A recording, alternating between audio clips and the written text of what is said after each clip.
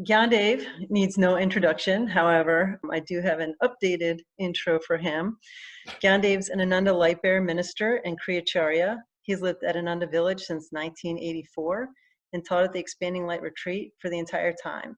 He directs the Ananda School of Yoga and Meditation. He serves as the director of Ananda Yoga Worldwide, and he co-directs Ananda Meditation teacher training along with his wife, Nayaswami Diksha. Gyandev created the Ananda Yoga series of videos and has written 3 books, including Spiritual Yoga, Awakening to Higher Awareness.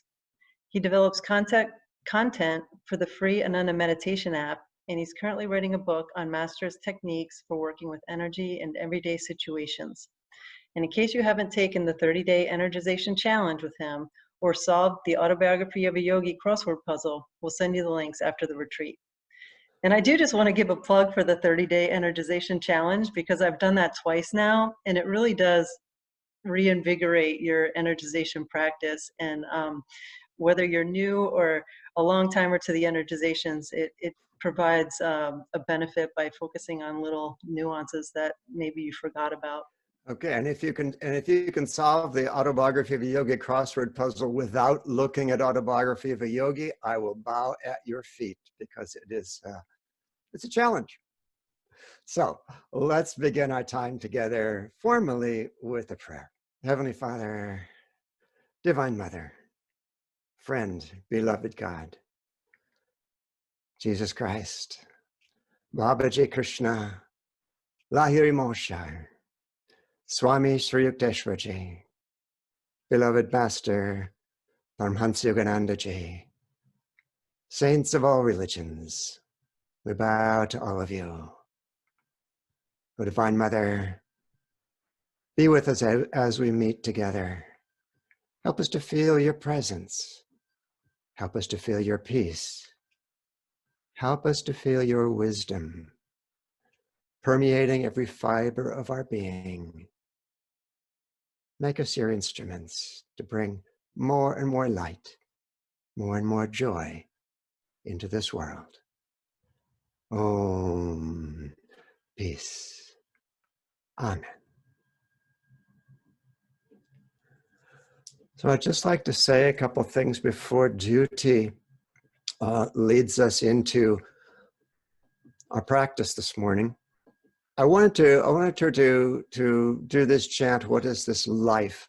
Because we're going to be talking a lot about energy today, and that's what this chant is all about. And I really think that when you think about how to make stress work for you, you're really talking about working with energy in ways that we're already familiar with, but we might or might not have applied it in everyday life in some of the ways that we'll talk about today. I've kind of made a study over the past few years of a lot of the research in experimental psychology that has been done on the subject of stress. And there are some very, very creative, insightful things going on in that world. But given that it is what it is, which is it's an academic arena, they can only take it so far. They can't take it to a place that a yogi can take it to, and a yogi needs to take it to. They can't take it to working with subtle energy. They can't take it, certainly not to working with God, because academia, that would not go over very well. But we can, and not only can we, but if we really want to learn how to make stress work for us, we must use those. We must use our ability to work with energy, refine our ability to work with energy and consciousness, and of course, to work with God. So as we go into this chant, really feel that you are chanting to the divine life force that is inside of you and all around you, manifesting in different ways, manifesting through life itself, but through consciousness, through will, and just feel that this is not something outside of you, it's inside of you. And then after this chant, we'll go into meditation, and we'll do a little affirmation to take us into meditation. I'll share my screen at that point so you can see the affirmation. But when we get to that, it'll be an affirmation that most of you know already. Don't sit there reading it. Go into stillness and really try to feel the essence of the affirmation coming alive inside of you and taking you into a place where, not just of meditation, but a place where you know that you can deal with whatever comes your way. So, Duty, if you would lead us.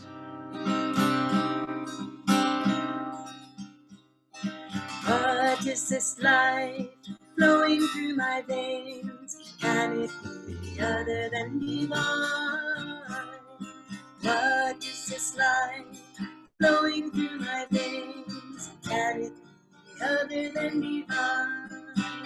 In thy light, in thy love, in thy joy, I am one with the infinite all. In thy light, in thy love, in thy joy, I am one with the infinite all. What is this energy flowing through my form? Can it be other than divine? What is this energy flowing through my form? Can it be other than divine? In thy light, in thy love, in thy joy, I am one with the infinite all. In thy light, in thy love, in thy joy, I am one with the infinite all. What is this consciousness flowing through my brain? Can it be other than divine? What is this consciousness flowing through my brain? Can it be other than divine? In thy light, in thy love, in thy joy, I am one with the infinite all. In thy light, in thy love, in thy joy, I am one with the infinite all. What is this power flowing through my will? Can it be other than divine? What is this power flowing through my will? Can it be other than divine? In thy light, in thy love, in thy joy, I am one with the infinite all. In thy light, in thy love, in thy joy, I am one with the infinite all. What is this life flowing through my veins? Can it be other than divine? What is this life flowing through my veins? Can it be other than divine? In thy light, in thy love, in thy joy, I am one with the infinite all. In thy light, in thy love, in thy joy, I am one with the infinite all. What is this energy flowing through my form? Can it be other than divine? What is this energy flowing through my form? Can it be other than divine? In thy light, in thy love, in thy joy, I am one with the infinite all. In thy light, in thy love, in thy joy, I am one with the infinite all. What is this consciousness flowing through my brain? Can it be other than divine? What is this consciousness flowing through my brain? Can it be other than divine? In thy light, in thy love, in thy joy, I am one with the infinite all. In thy light, in thy love, in thy joy, I am one with the infinite all. What is this power flowing through my will? Can it be other than divine? What is this power flowing through my will.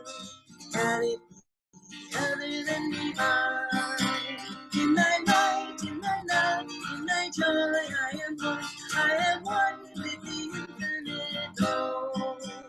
In thy light, in thy love, in thy joy, I am one. I am one with the infinite Lord. In thy light, in thy love, in thy joy, I am one. I am one with the infinite Lord. In thy light, in thy love, in thy joy, I am one. I am one with the infinite Lord. What is this life flowing through my veins? Can it be other than divine? What is this life flowing through my veins? Can it be other than divine? In thy light, in thy love, in thy joy, I am one. I am one with the infinite Lord. In thy light, in thy love, in thy joy, I am one. I am one with the infinite Lord. In thy light, in thy love, in thy joy, I am one. I am one with the infinite Lord.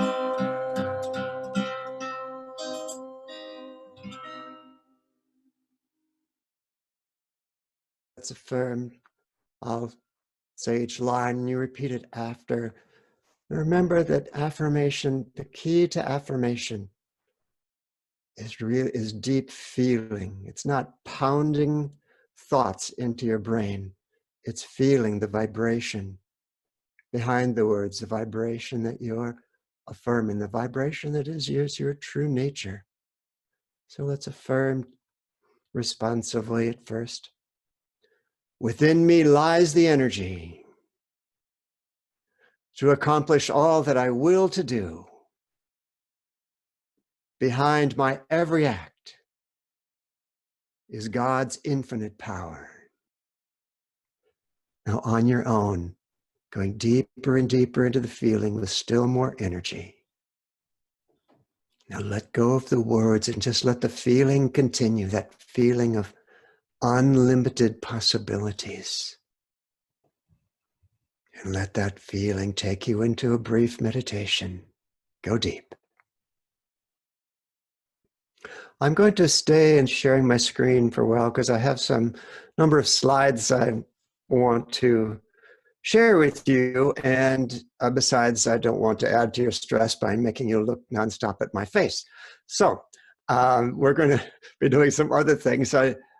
This whole morning reminds me of a trip some years ago. Diksha and I went to lead a weekend workshop in Sioux Falls, South Dakota. And our flight first flew to Minneapolis, and the last connecting flight to take us to Sioux Falls got canceled. And the airline refused to tell us whether there were the other flights that day were going to fly. So we went to the car rental counter because Minneapolis to Sioux Falls, only a few hours drive. We could handle that. We didn't have our workshop until the next day. Car rental agency wouldn't let us rent a car one place and return it another place because our return flight was not going back through Minneapolis. So we were not knowing what we're going to do, whether we're going to get to this workshop in time to lead it. And we found 3 fellows who were trying to do the same thing as we were from our same flight, but they had some corporate clout. And they were able to get the car rental agency to rent them a car that they were not going to return to Minneapolis. And so we threw ourselves at their feet and begged them. So we had 5 people and luggage in this rather small economy car. It's probably almost a subcompact, driving for several hours. And partway through the driver, the leader of the 3 fellows said, "So what's the topic of your workshop?" And I said, "It's how to overcome obstacles." And he said, "Oh, you're living the dream." So as I mentioned, I've really made a point of looking into understanding what's out there in the research world about stress that we can build on, because we have more tools than the academics have. And I wanted to share a few things about stress that are really not going to surprise, or at least some of them will not surprise you. One of them, of course, is that there will be stress. When this workshop was first proposed, I think it had the title, what was it, Colleen? Something like How to Live a Stress-Free Life. And I said, Colleen, no, that's not going to happen. And we're living the dream now as a whole planet. Some of us more stressed than others. You know, now so many of us are on lockdown, and Diksha thinks she has died and gone to heaven because she loves being in seclusion. But some of you who have children forcibly at home may be feeling a little bit differently about this. One of the things that I really enjoy is some of the humor that's coming out of the lockdown. I wanted to share with you, just for fun, a couple of my favorites that I've seen so far. One of them was just a saying about the lockdown, said, your grandparents were asked to go to war. You are only being asked to sit on your couch and watch Netflix. You can do this. Another one is this. I'll put up a slide, a photo of it here, but the emotional support dog, which you can read, it just really struck me how anybody got a picture of a dog like that. I think it's just hysterical. But my hands down favorite of all the little humor that I've seen so far is the little play on Last Supper, or another way to put it is the last Zoom, where it's I just love that people can laugh about this. But of course, a lot of what's happening is not about laughter. It's extreme stress. And I know that those of you who are in New York City are hitting that extreme. And I don't want to make light of it at all, but to just point out that yeah, stress is with us. But there's something interesting to keep in mind in addition, and that so many of us fantasize, oh, I'd like to have a stress-free life. And you know, for some people in this world, that is the apex of happiness for them. But I can pretty much guarantee that nobody in this Zoom meeting, that's not the apex of your happiness at all, because you don't want a stress-free life. You wouldn't like a stress-free life. And why? Because you want a life with meaning. And to have a life with meaning, that means that you are going beyond just living on a day-to-day basis. You're doing something with your life. All of us, and certainly, are trying to do something inwardly to make major inward changes. And some of us are trying to make outward changes too, because that's our calling in life. And if there's one guarantee in life, is you're trying to make a change, you are going to encounter stress. And that's just the way it is.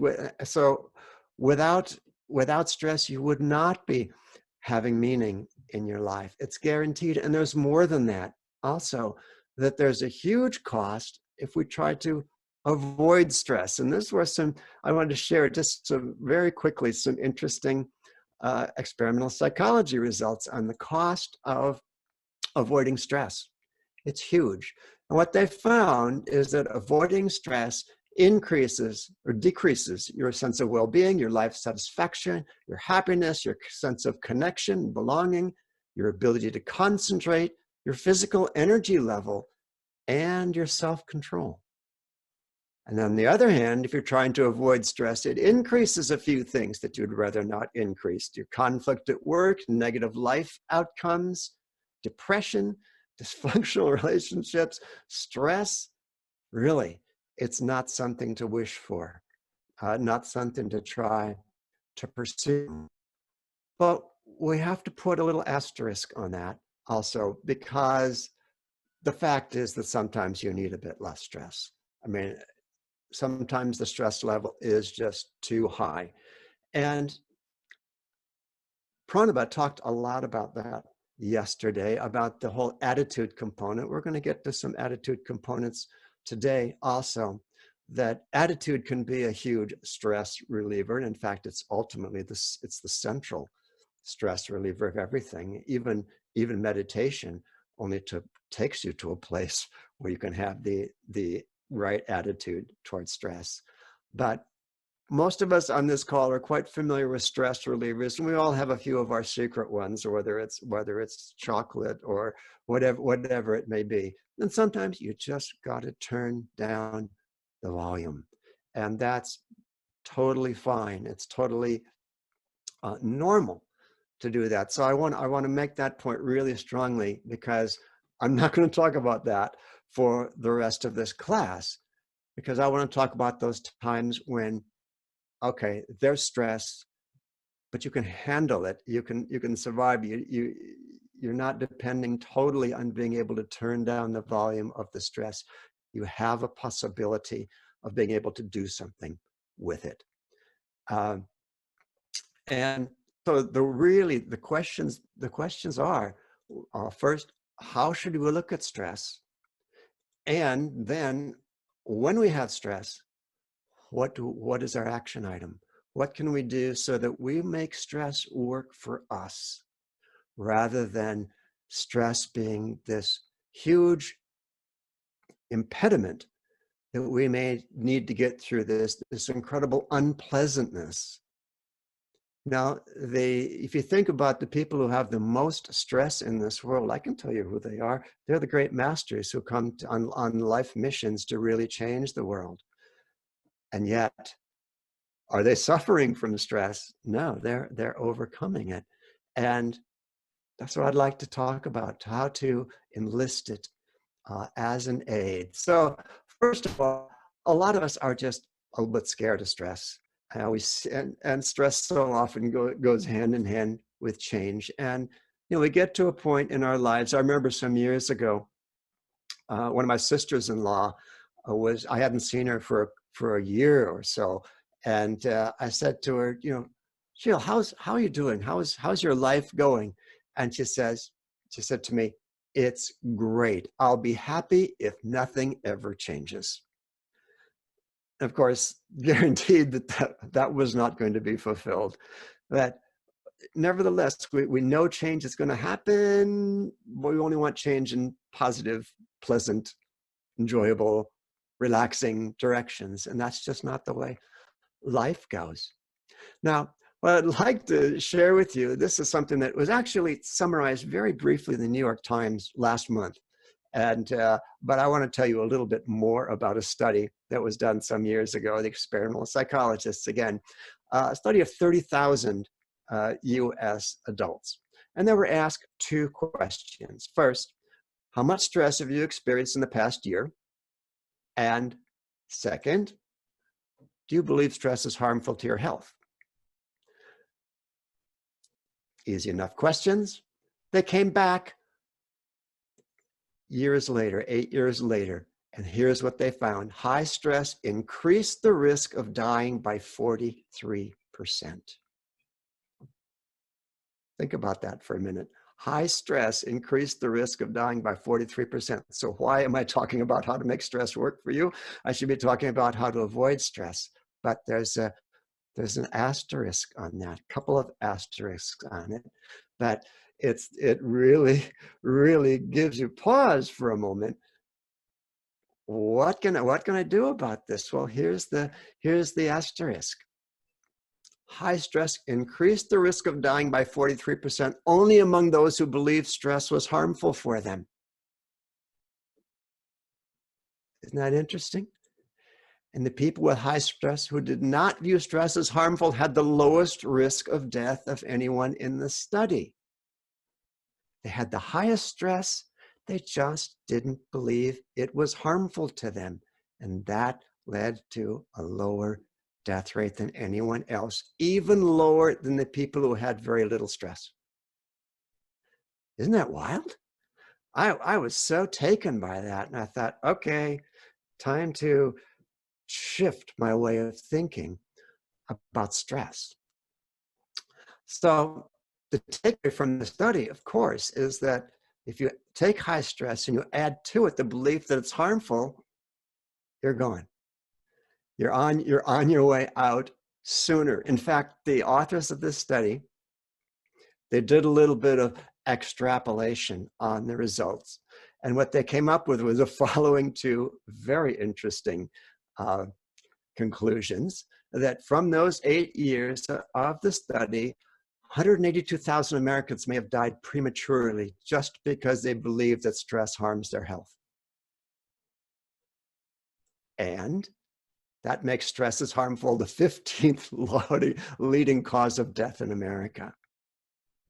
I mean, that is wild. That isn't enough to shift your perspective on stress, because everybody's thinking about, got to get rid of stress, got to get rid of stress. And yes, sometimes we do, but not all the time. And so what I'd like to do is start out with a little reflection. This is a personal reflection for you. I'd like you to close your eyes, and I'm going to ask you to recapture a stressful experience that you had. It might be something recent, it might be something far in the past. Try not to make it too traumatic, but something that really left an imprint, enough of an imprint for you to remember what it was like. And try to put yourself back in that. What were you feeling? Was there churning energy inside of you? Or maybe stuck energy inside of you? Was your heart rate higher? Was your respiratory rate higher? Did you have this urge to go do something? Did you, like, for instance, maybe an urge to get support from someone, to at least talk to somebody about it or give support to someone? Did you replay the episode over and over afterward? Do you still replay that episode, still revisit those emotions of the experience? These are all common feelings that come up when we're in stress. Now, open your eyes again and just take a what was this feeling about? What was this? Were your feelings, and did you think they were enhancing your ability to deal with the situation? Or were they harming your health? Were they getting in your way of dealing with the situation? Were they proving that you couldn't deal with the situation? Or were they simply miserable? Right? Interesting little tidbit. Again, the stress feelings are talked about, that churning energy, the stuck energy, the urge to act, all these feelings that talked about just a moment ago, all of them have been shown that they can positively influence your experience of stress. And I'm looking at, I hope late this year, if not then early next year, I want to give an online course, a substantial online course on a lot of these results, because they're fascinating and they really give you some insights into how to work with stress. But all of those, let me just, all of those feelings, let's go back the other way for a moment. All of these feelings, which we tend to look at negatively as the restlessness or I'm pounding, these all can, they don't necessarily, but they can be positive responses to stress. It's really interesting. And, but here's another result, that compared to people who believe the stress is harmful, Those who see it as enhancing, this is going to be wild, okay, are less depressed, more satisfied. They have higher levels of energy. They're healthier. They're happier. They're more productive at work. And they're more likely to view a stressful situation as a challenge, not a big problem. They're more confident that they can cope with it. And they're better able to find meaning even within the difficult circumstances. Again, this is not something just I'm declaring here. This is what experimental psychologists have really teased out. As I said, there are a lot of clever people working in that field, really getting a sense of how the mind works. And then one more element of that is a real fun one, and that's that when you believe you perform better under pressure, you do. Really comes back, brings us to this place of, I've got to work on what's going on in here. I want to work on what's going on in my head when it comes to stressful situations.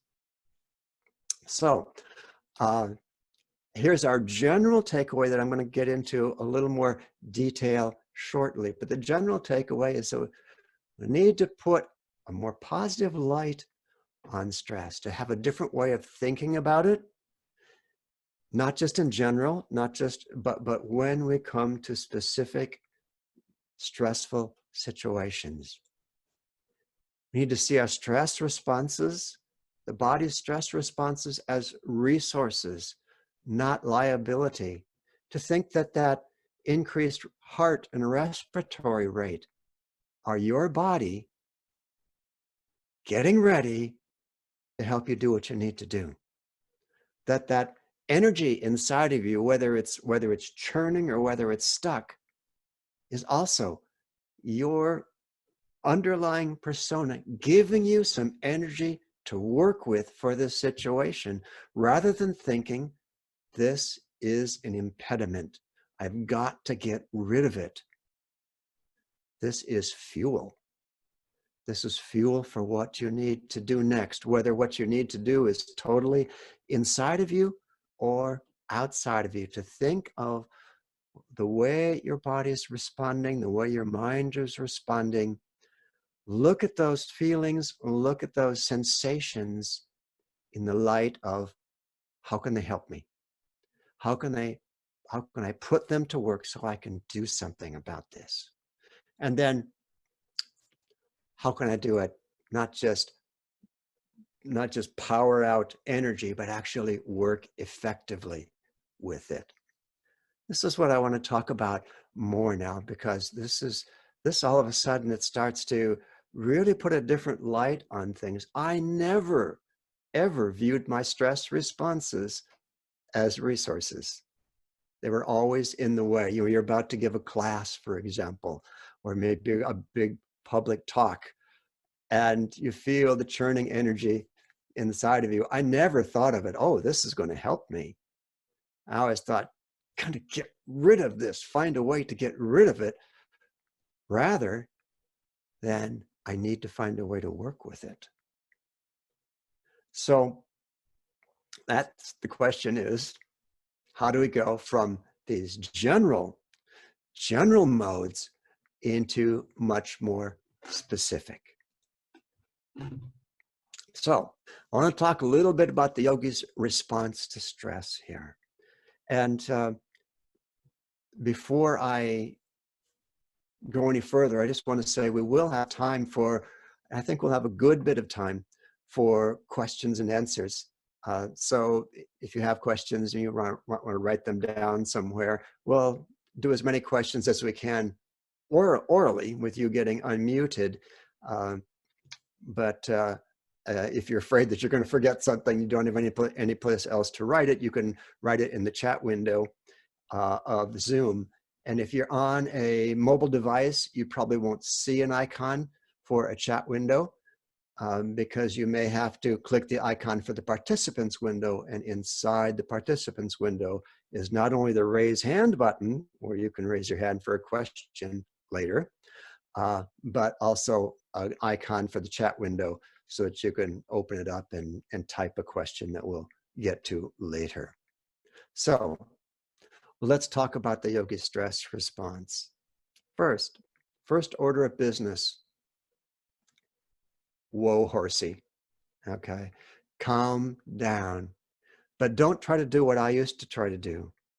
Don't try to make the stress energy go away. Don't try to make the stress thoughts go away, the stress churning or stuck energy. Don't try to make any of that go away. Try to calm it down. This is really a very important one to get a handle on,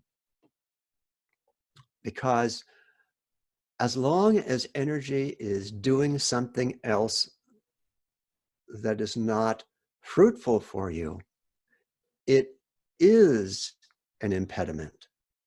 But it's only what it's doing that is an impediment. It's not the energy itself. And it's a really important thing to keep in mind, that energy, you know this through the energization exercises, through Master's teaching in general, that he talks so much about energy. If I were just to make a very short catalog of kind of the themes that come out the most often in his writing, I would say energy, I would say affirmation, I'd say willpower, and of course, devotion and meditation. But willpower, working with energy, so key to his teaching. So when that stress response comes up, it's like some energy has been served to you on a plate. Okay, now you can do something with it. Now you can shift the way that it's expressing and do something with it. But shifting, you can't control something that is sort of in its own flow. You need to calm down, get to a place where you can act clearly, and the energy is more at your disposal than it was before. So just try to get to that place where you may not be able to meditate a lot. I mean, how much of the time when you're feeling stressed, oh, okay, I'll just go meditate.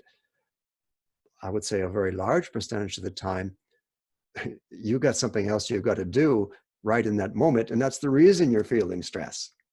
So, but you can calm down a little bit. Diksha and I are just about to launch. It launches on the 9th of May, an online course called Take Charge of Your Life. And we're going to be focusing a lot on almost exclusively on in-the-moment practices.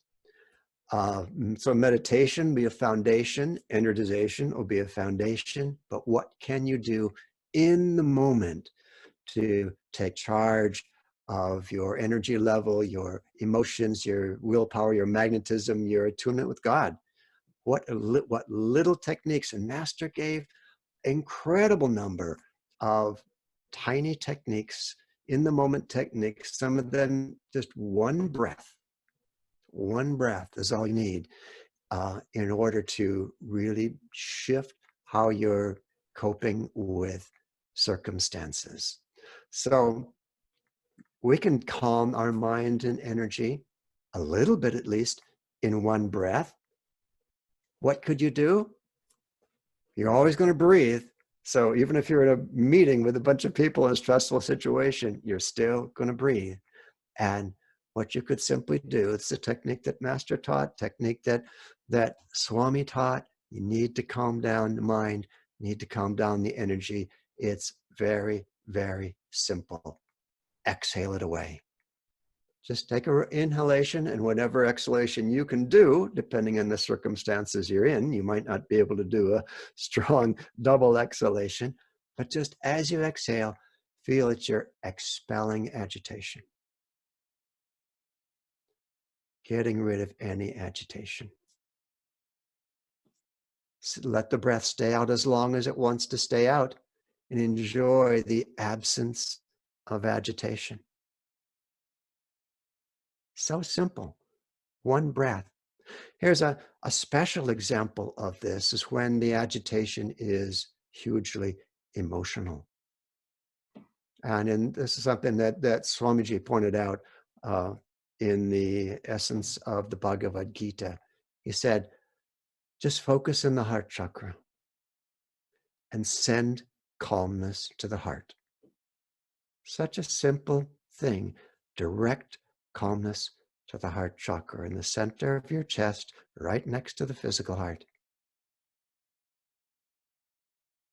If you want to go a little farther than that, see, if the emotion is because of agitation in the heart chakra, and you send calmness there, you begin to quiet it down. You want to quiet it down a little more, use your exhalation. Feel like you're expelling any agitation from the heart. Go ahead. It's nice, smooth exhalation. Doesn't have to be strong. Just smoothly exhale any agitation from the heart.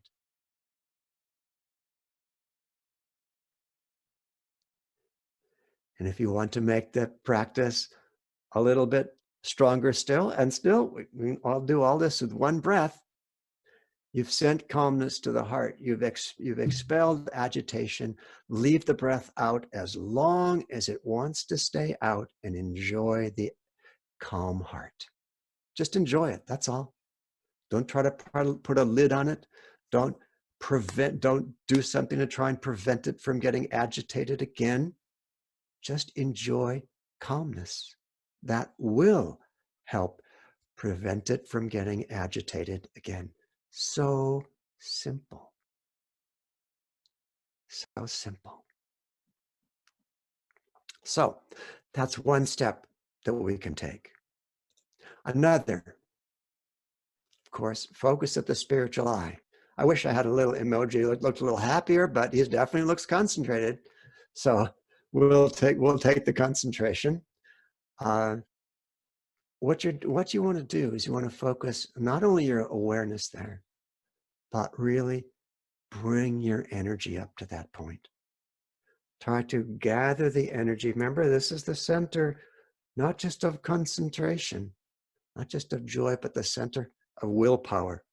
And if you've looked at all into some of the recent decades of brain research, where the researchers have come to understand that the prefrontal cortex of the brain, the part of the brain that's right behind the spot where I'm touching, right behind the point between the eyebrows, is responsible for willpower, volition.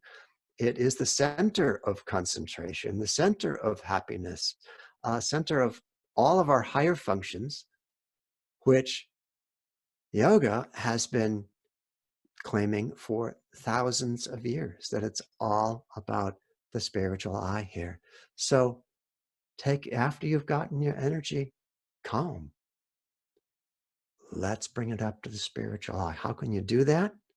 Well, if you've cultivated the ability to control energy, and the classic example of this is the energization exercises.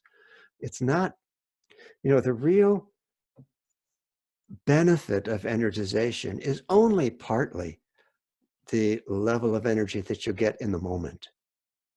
That's like frosting on the cake. The real benefit of the energization exercises is that you learn to control energy. You learn to bring energy under the control of your will. So if you have really learned that, it's very easy. All you do is you might want to touch the point between the eyebrows, or not, depending on your circumstances. Maybe you just want to scratch the point between the eyebrows, but bring your awareness a little more to that point, and through your will, just flood that area with energy. It's not like you're blowing up a balloon that might pop. Remember that you can accommodate as much energy as is in your human existence. You can accommodate that much energy at the spiritual eye. Try to bring it there. And if you haven't yet gotten that level of ability to control the flow of energy just through your willpower? Well, there's a lot of other things we can do to help that happen. One of them is the breath. The breath is we think of it as an impediment when we're practicing a technique like Hong Sa, because it is an impediment to your concentration. But we can by focusing on the breath in Hong Sa, we get beyond that impediment. Well, but we can also use the outward breath. We can use the outward breath to help us to bring energy to the spiritual eye. And I know that most of you are very well aware of this already, but it's such an important principle that every time you inhale, you bring energy up the spine toward the spiritual eye. Every time you inhale, whether you inhale strongly or softly, every time you inhale, you bring energy upward. Just close your eyes for a moment and let's practice just for a few breaths, using the breath to lift energy to the point between the eyebrows. Again, such a simple thing to do. But the image I like to use is like you're dropping a bucket down to the bottom of a well. That's your exhalation. Down at the bottom of the well, you fill it with energy. And with the inhalation, you wind the bucket back up all the way to the point between the eyebrows. You dump the bucket there. And when you exhale, you lower the bucket back down to get more energy with the next breath. You do this just several times. You are literally going to shift your center of gravity, and probably quite radically. Your center of spiritual gravity, your center of prana gravity. Okay, physically, that center of gravity might stay the same, but energetically, much greater share of your energy is going to be right where you need it. Let's open the eyes once again. The simple practice of focusing at the spiritual eye. If you just touch the spiritual eye for 30 seconds, even quite apart from the breath, you can just touch it with the tip of your right forefinger. More energy will be drawn to that point. And of course, if you enlist your will and the breath in that process, it'll be drawn more fully toward that point. So it's like you're gathering your resources at the spiritual eye. Then comes the time to choose your mindset. How are you going to think about this stressful situation? You don't want to choose your mindset before you focus your attention at the spiritual eye, because you'll default. You'll default to your habitual stress responses. So first, we're changing the scenery. We're changing the landscape of energy inside of us. Then we're going to choose our stress mindset. Now, what do I mean by that? I mean, your mindset is just how you think about stress. Okay, the little image I put on the screen here is this young lady doesn't want stress. She thinks that's going to be a disaster. That's her stress mindset. That's many people's stress mindset, like my sister-in-law in that story.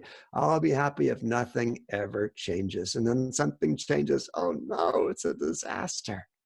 And then what happens is your body and mind go into the stress response. Okay, stressor plus stress mindset added together gives you your stress response. And depending on what that response is, things start to happen physically, they start to happen neurochemically, they start to happen neurologically.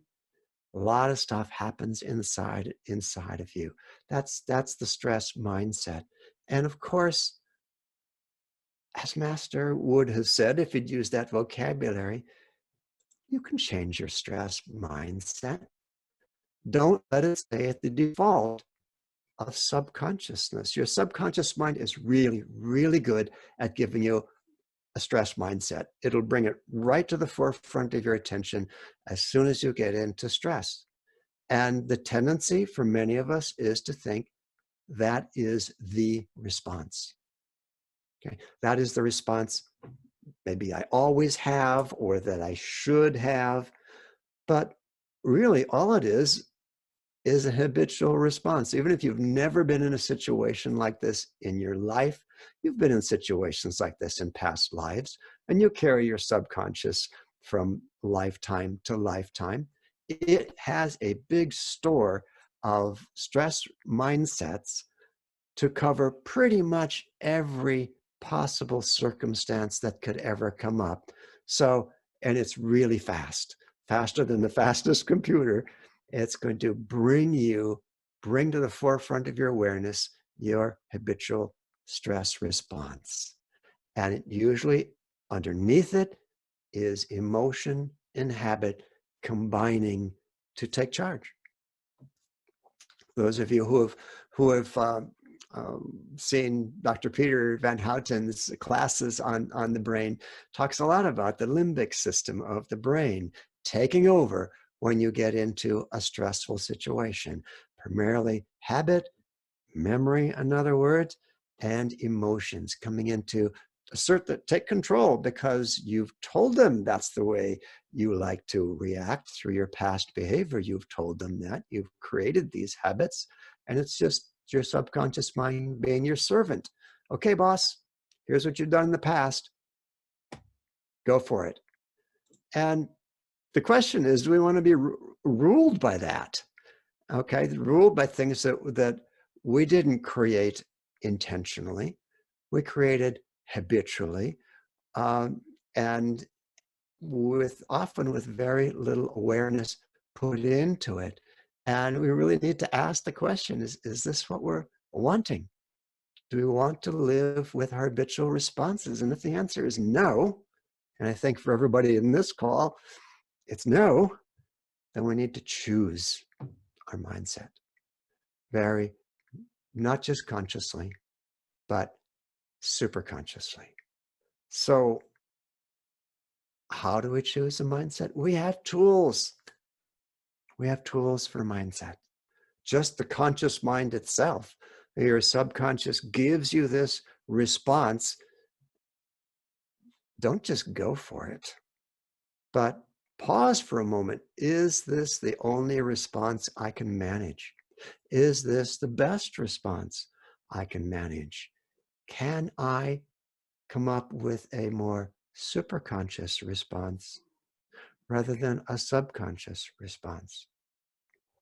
And to a great degree, your ability to do this, to choose your mindset, is going to depend on how much you have cultivated your ability to stay centered, how much you have cultivated your ability to go inside and really ask, really be you might say, the Sherlock Holmes of your own inner being, and not relying on circumstantial evidence, but really to go beyond what the subconscious mind is giving to you, and see where is that going to take me. This is why, one of the reasons why we want to bring our awareness so strongly to the point between the eyebrows.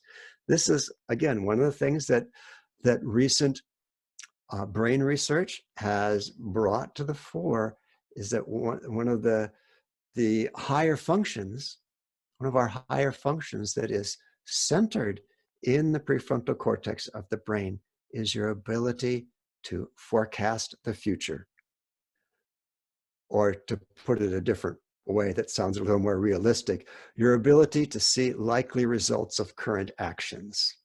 So I'm not talking about whether you should buy gold or property in the midst of the coronavirus crisis, but just what is going to unfold, what is most likely to unfold as a result of current actions. And really try to feel here. This is why we came to this point. Really try to feel the point between the eyebrows, the answer to that question. You may have a number of possible modes of action. sift through them. If I do this, what's likely to happen? If I do that, what's likely to happen? And keep your awareness not going out to that, but keep your awareness here in that center where you can much better plan for the future and get a sense of the results of current actions. In particular, the case I'm talking about here is the result of having a particular mindset about this stressful situation. And this right up here is the place where you're best suited to do that. So you choose your mindset, and then a real key element of that mindset is to not feel that you're alone in this. This is one of the things that stress does to us, because for one thing, we have so many lifetimes of thinking that we're in it alone, that God isn't with us, and certainly not Guru is with us, because how many lifetimes did we not even have a clue what a guru was, and didn't have much of a relationship with God either?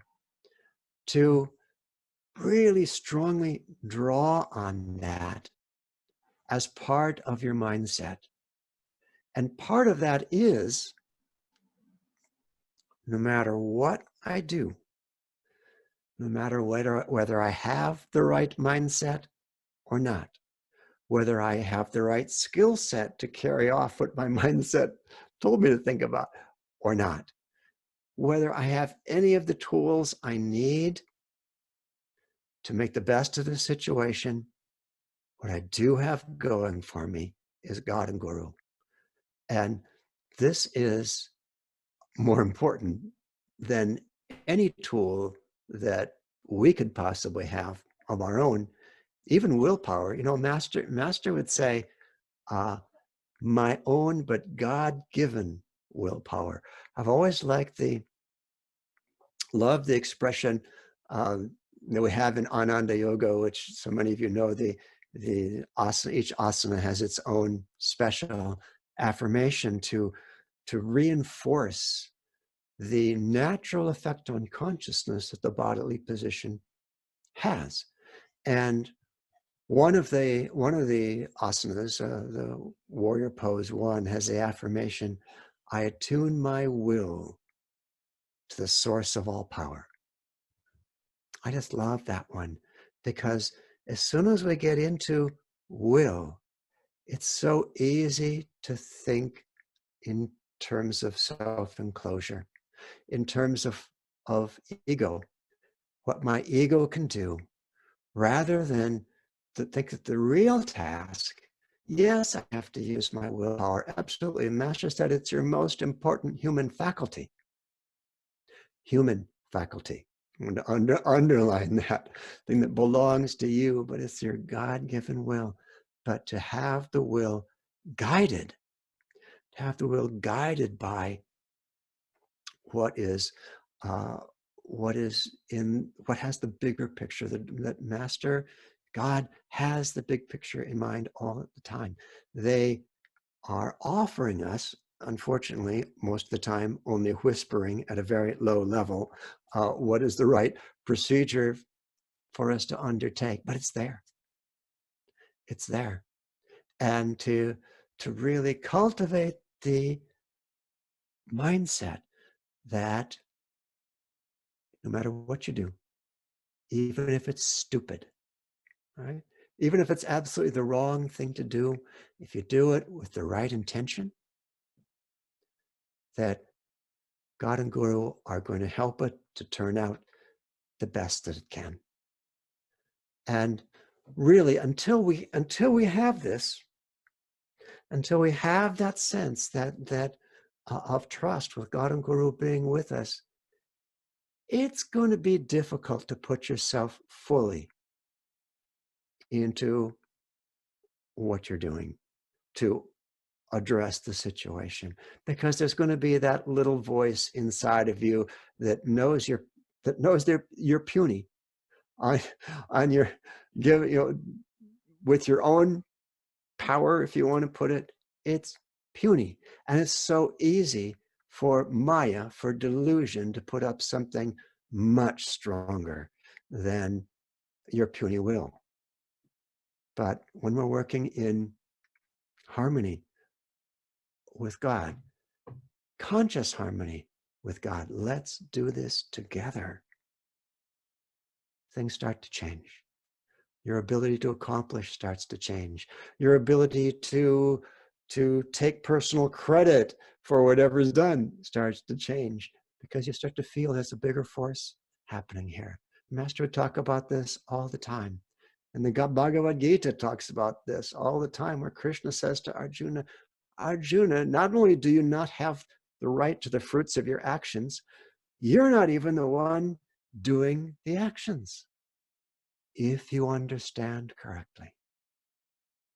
If you understand correctly. And it's that correct understanding, or at least the beginnings of the correct understanding, that are going to enable us to trust that God is with us in every action, even if it's just I hate to use the expression just an affirmation, because I see affirmation as much more important, much more powerful. It shouldn't ever get a just in front of it, but just a thought. We start to have more than a thought. We have that feeling. And how are we going to get that feeling? By experience. And how we're going to get the experience?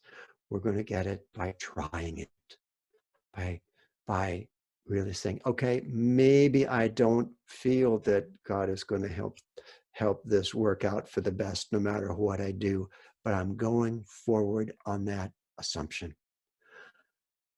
One of the things I love about yoga, and what drew me to it, because I come from a scientific background, what drew me to yoga was that it's not about believing anything. There's not a single thing you have to believe in yoga.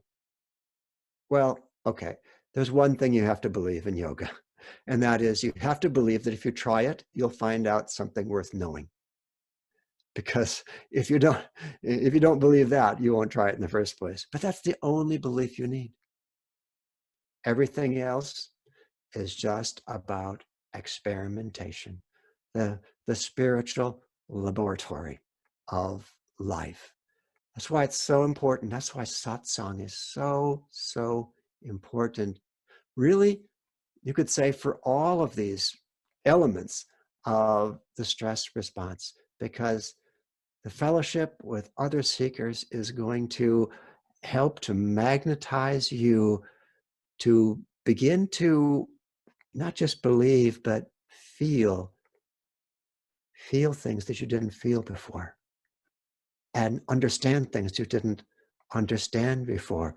And it's harder in a way in this time when so many of us are on lockdown, and it's going to continue for a while, but get together in whatever way you can, because that is going to help you to build that inner sense.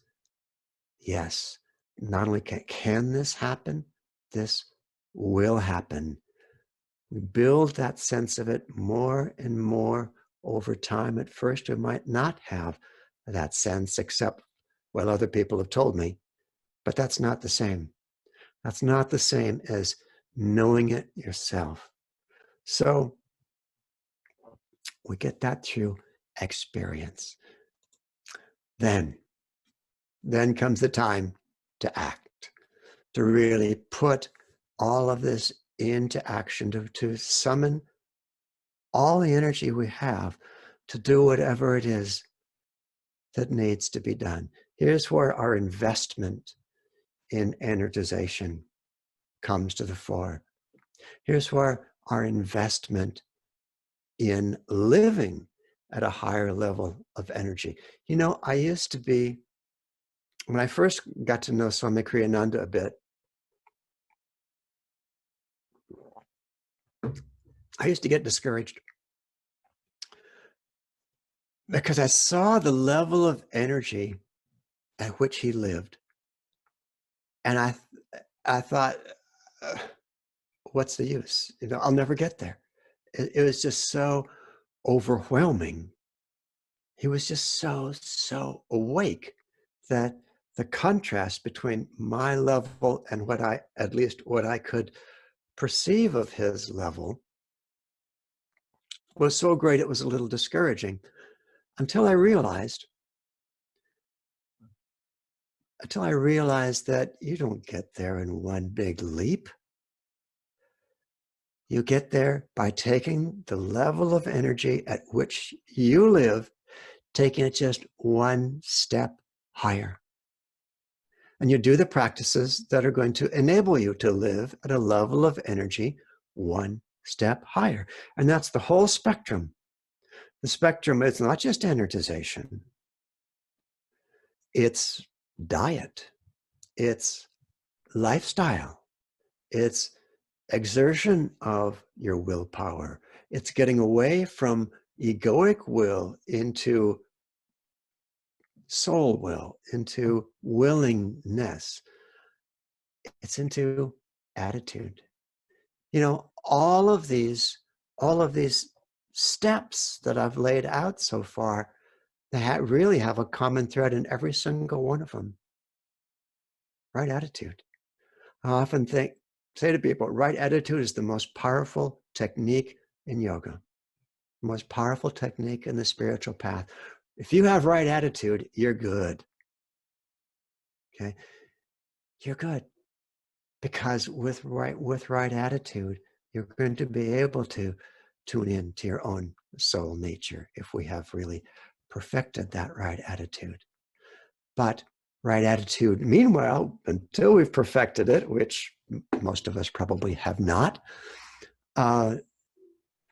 look at little ways to practice right attitude in all these areas. If you want to have the attitudinal component of focusing your energy and awareness at the spiritual eye, take on one of the natural expressions of the spiritual eye. For example, joy.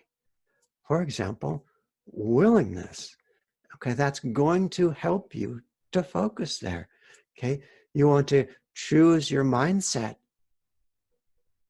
Choose the right attitude of letting go of attachment to results, attachment to whether what you are going to have to do in this situation is pleasant or unpleasant. Just to let go and really, in an unbiased way, ask God what needs to happen here. How can I be an instrument for whatever needs to happen, whether that is something that's going to affect other people, or maybe it's only going to affect you right in this moment. Just to let go, to cultivate right attitude. And when we get to the putting energy into action, you know, what more powerful right attitude could there be than one simple word? Yes. And that's not the English word yes. It can be we, it can be ya, it can be si, ha, da. Any language you want to talk about, it's not the word, the linguistic aspect of it. It's what's underneath it. Yes. Nothing great was ever accomplished through the word no. Think about it. Nothing great. What yes does is it opens us up to receive more and more of the energy that we need in order to do what we want to do. So really keep that in mind, that it's not just technique. The techniques are sort of, you might say, forums in which we can cultivate and express right attitude. And it's that right attitude component. I don't care whether even Kriya, all the meditation techniques, every technique, right attitude's the most important component of the practice. Right attitude is what's going to open you up to the presence of God, open you up to the availability of unlimited energy to do whatever it is you need to do. And then the big step, And for many of us, the hardest step is to give the outcome to God and Guru. You know, as I mentioned earlier, in Bhagavad Gita, Krishna says that to Arjuna time after time after time. You might as well leave it in my hands, Arjuna, because it's in my hands anyway. If you think it's in your hands, you're just deluded. Give the outcome to God.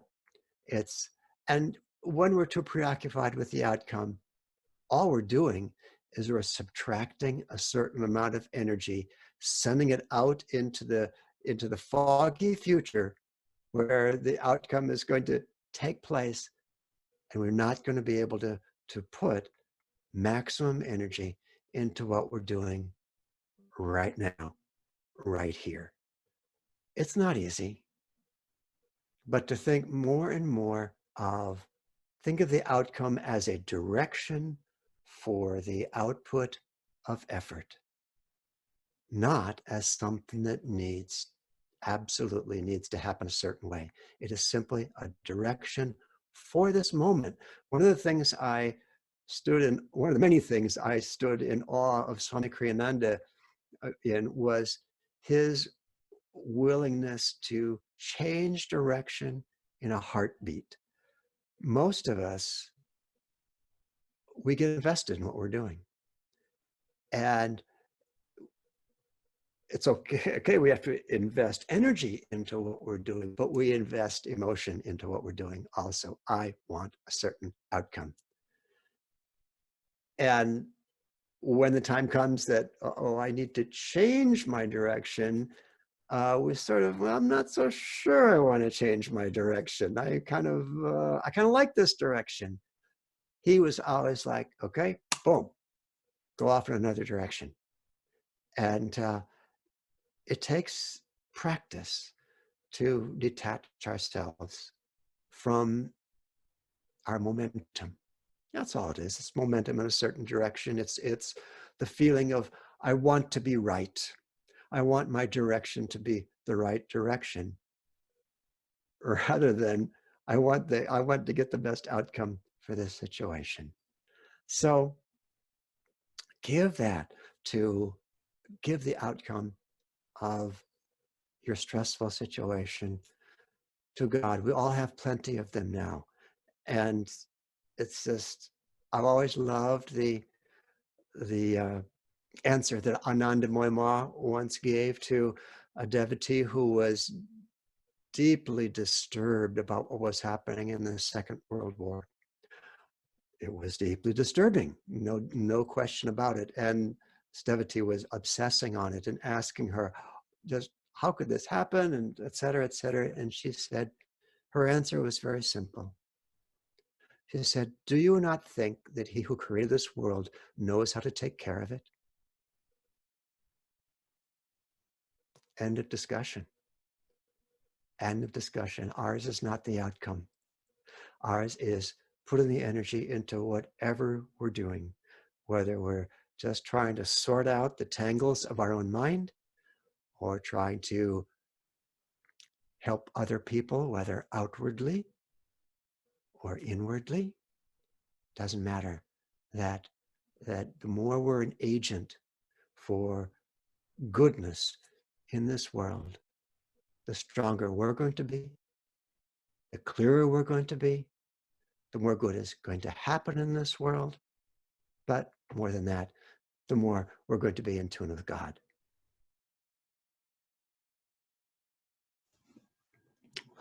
We're going to finish up by trying to take on more and more of that feeling of divine partnership. And Rachel is tuning up her voice again to do a chant, which is the chant I'd like to ask her to focus on. I am Om. I am Om. Omnipresent. I am Om. All-pervading. I am Om. Om. All blessed. I am Om. And as we go through this chant, really try to feel that this is taking you into a place where you're just bigger. You're bigger than stress. You're bigger than past habits.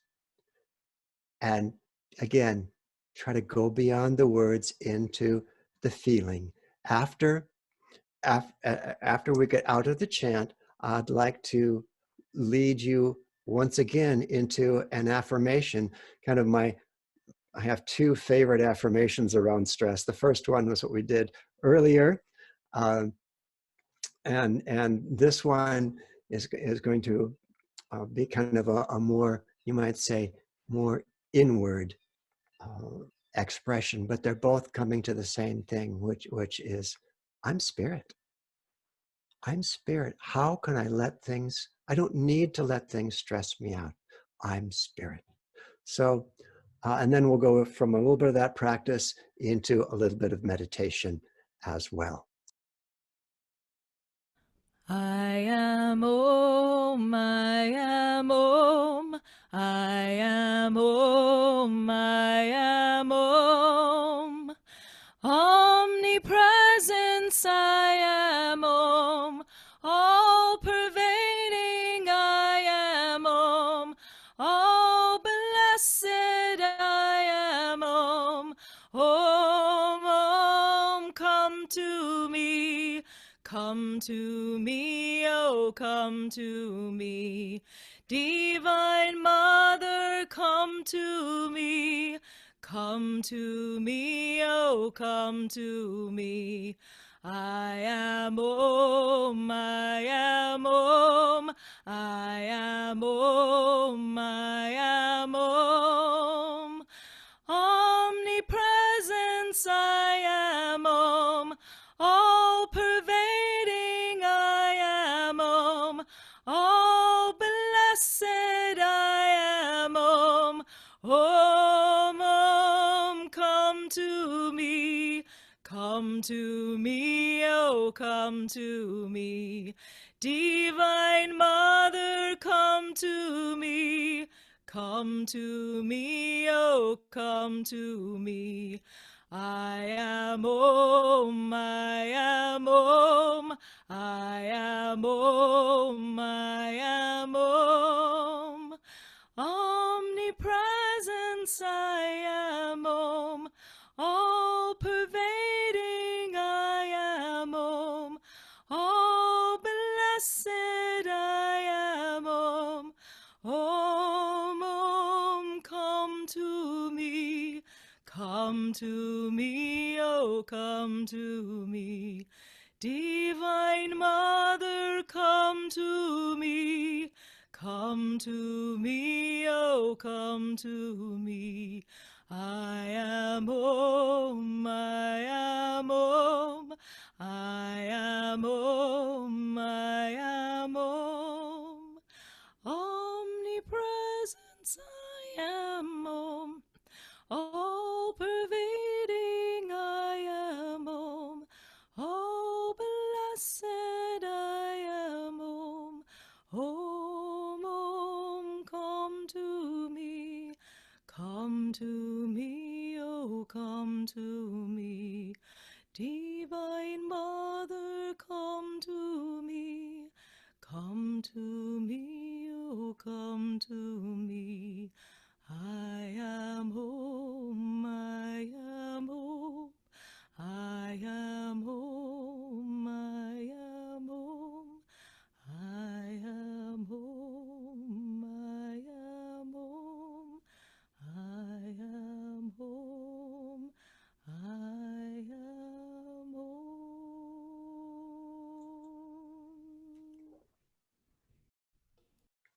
So let's go now into an affirmation. Just repeat it silently. Take it very strongly internal from the very start. And repeat it after me or along with me as you prefer. I accept with calm impartiality whatever comes my way. Free in my heart, I am not conditioned by any outward circumstance. Once again, going into the feeling of the practice as well as the words. What's behind those words? And let the words go away also, just the feeling. You're the soul. You're the eternal Atman. You're not conditioned by any outward circumstance. You are free. Om.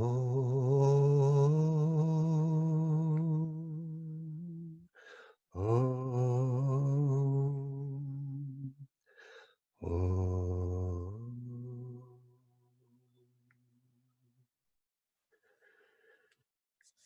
And let's close our meditation, just sending healing blessings to all those we know who are, or even don't know, who are being touched by the pandemic. Just sending soothing, supportive, loving vibrations that all will be well. Let's rub the palms together and chanting Om. Send these loving vibrations out through the world to touch receptive souls everywhere. Om.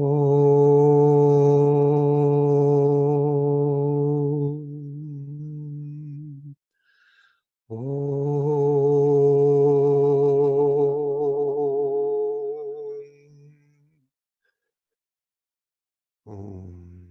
Shanti, Shanti, Shanti.